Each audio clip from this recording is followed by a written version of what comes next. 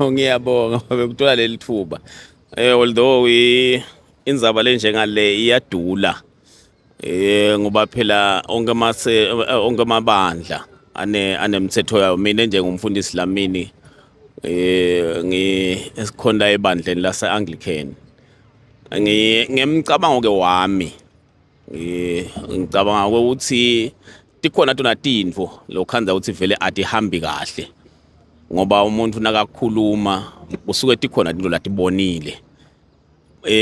Kodwa ke mina nginalokuthi emabandla asanikwe nawo lelithuba.